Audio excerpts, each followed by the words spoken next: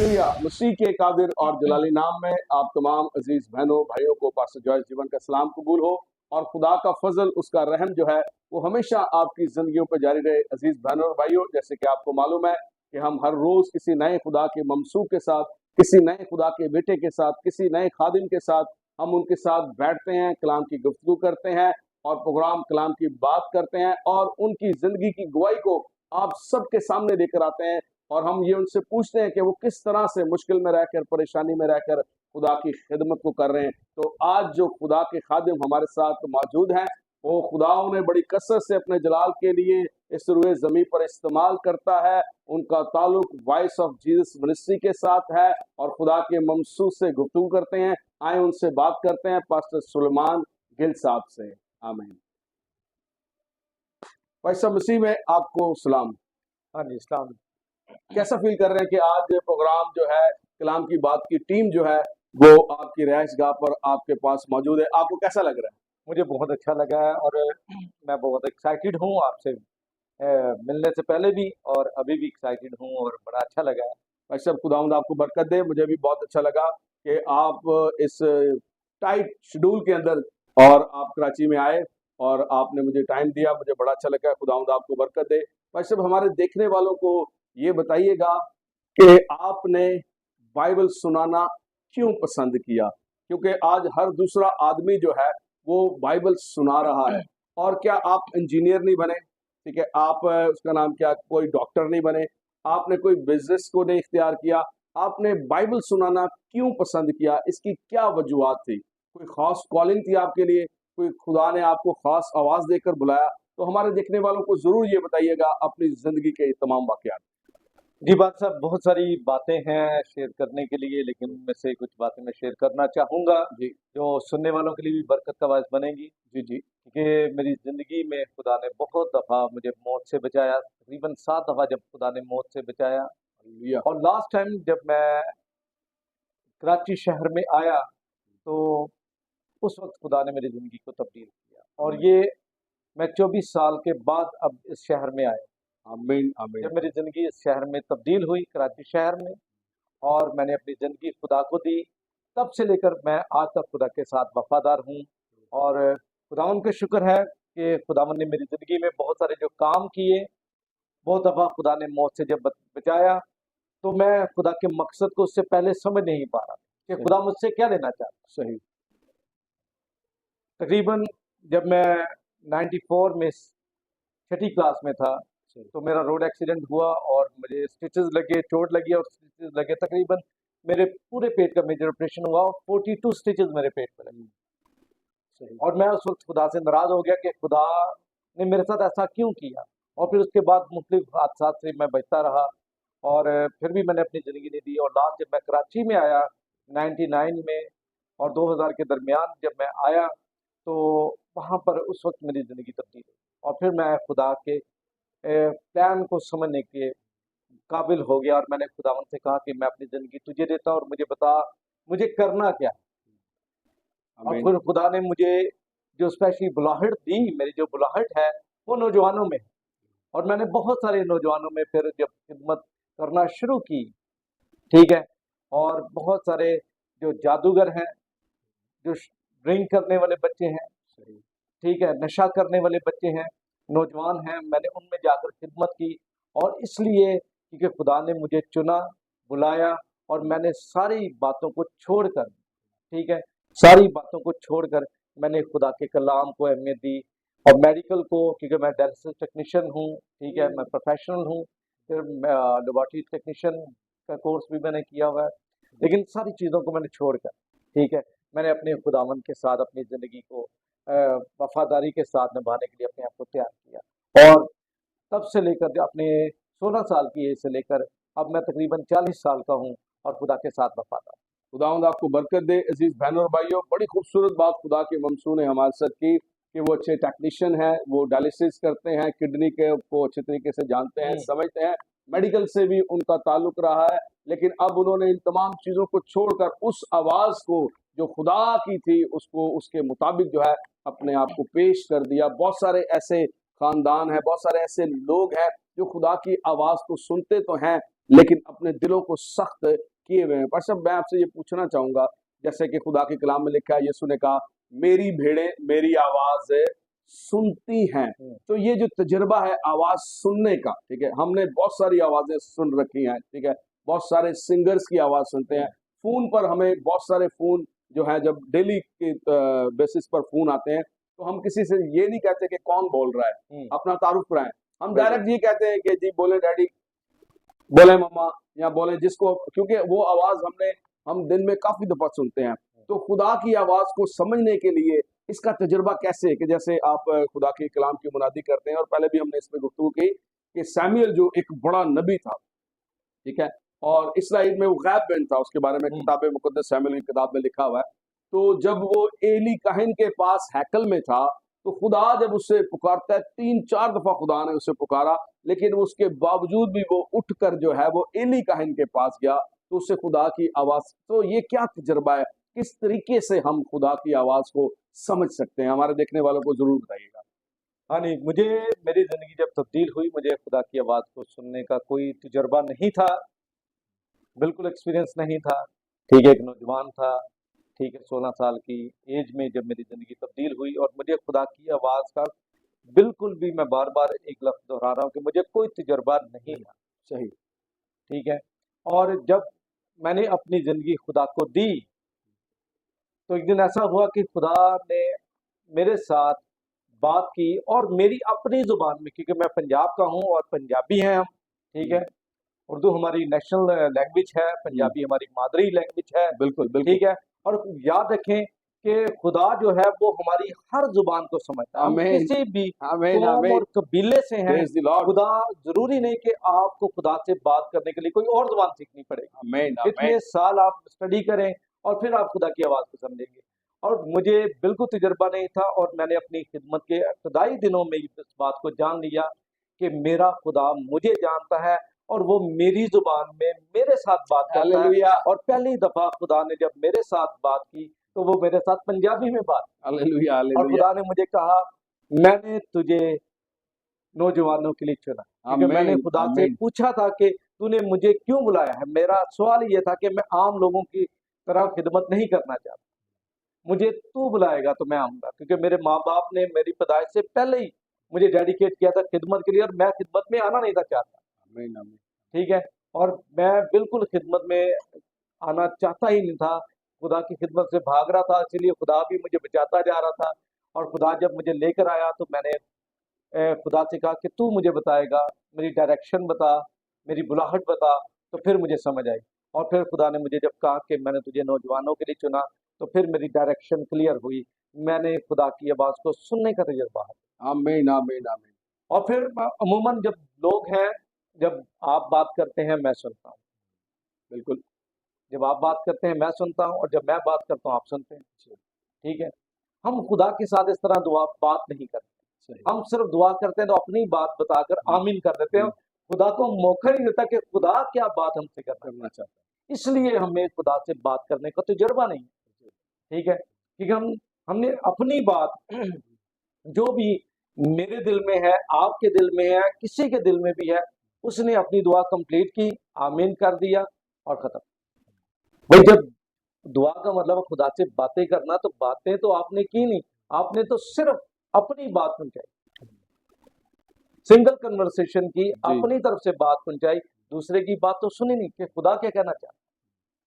जब खुदा जो कहना चाहता है, जब आवाज सुनेंगे, तब आवाज सुनेंगे जब आपकी डायरेक्शन ठीक होगी, आप खुदा की तरफ फोकस कर रहे हैं, आप उससे बात करना चाहते हैं, आपका दिल, आपकी रूह खुदा से बात करने के लिए बेकरार है, तैयार है, फिर आप खुदा की आवाज को सुन सकते हैं। अदरवाइज आप दुनिया की आवाजें सुनते रहेंगे।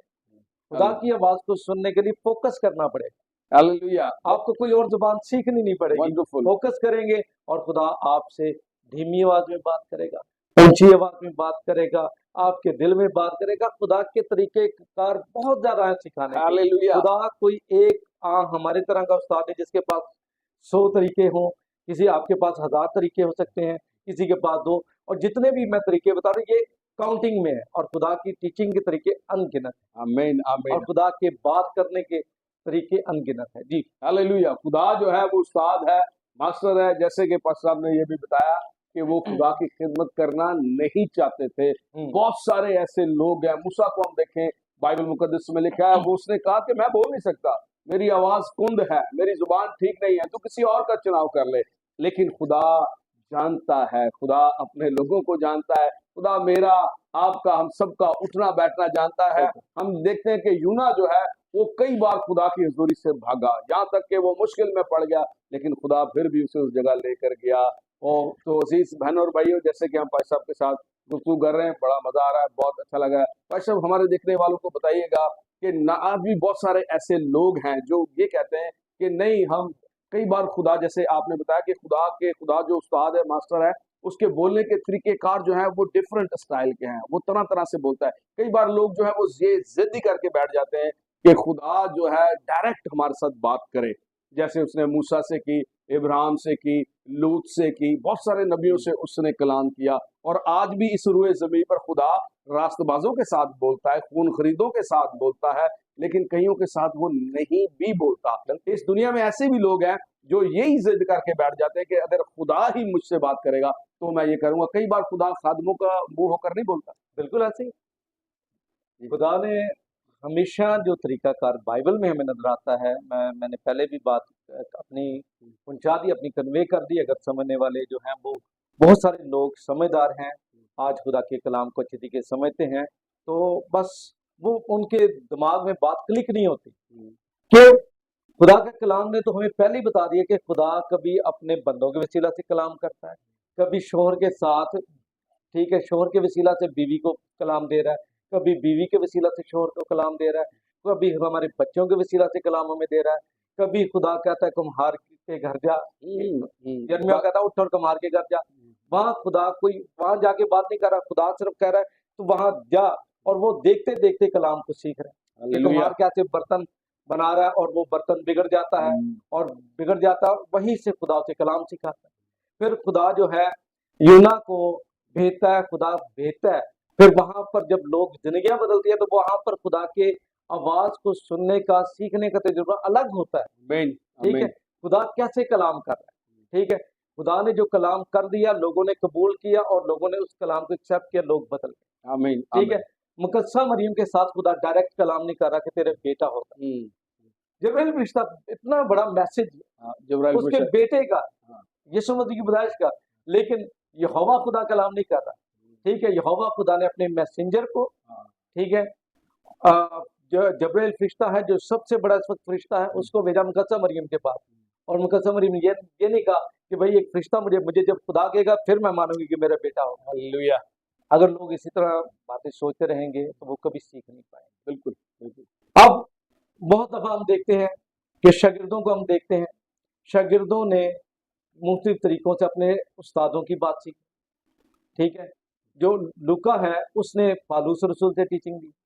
ठीक है, हम देखते हैं जो मरकस है वो पतरस का शागिर्द है, सही, उसने पतरस से सीखकर बाइबल मुकद्दस को लिखा।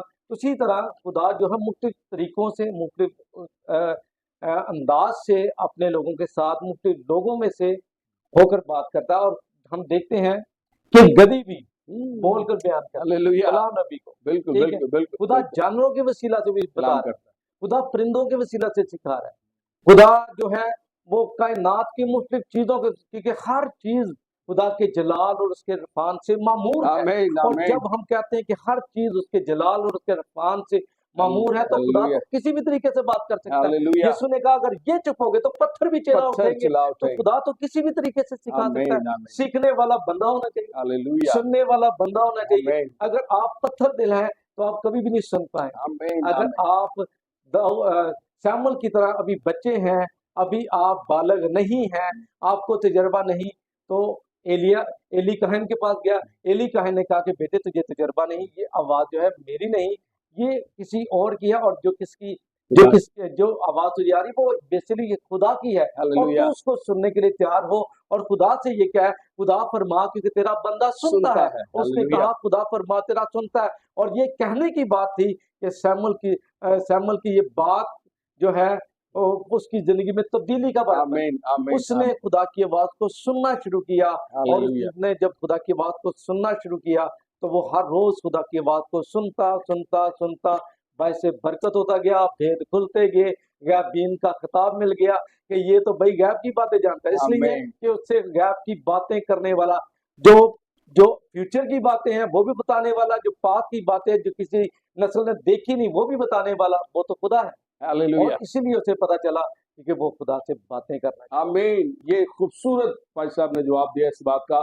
ये उन तमाम बहनों के लिए, बेटों के लिए, जिंदगियों के लिए है जो ये सोच कर बैठे हैं कि खुदा हमारे साथ डायरेक्ट बात करे।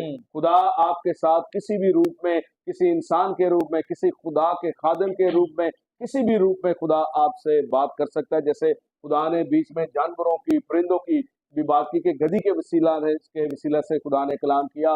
खुदा जो है वो एलिया को कब्र के वसीला से रोटी पहुंचाता रहा। तो खुदा किसी भी तरीके से आपके साथ बात सकता है। भाई साहब, हमारे देखने वालों को ये भी बताएं कि आज के माशरे में बहुत सारे लोग जो हैं वो बुरुमंद होना चाहते हैं, ब्लेसिंग हासिल करना चाहते हैं, और ज्यादातर दुआओं के अंदर जो है वो यही कहा जाता है कि खुदावंद तू मुझे बरकत दे।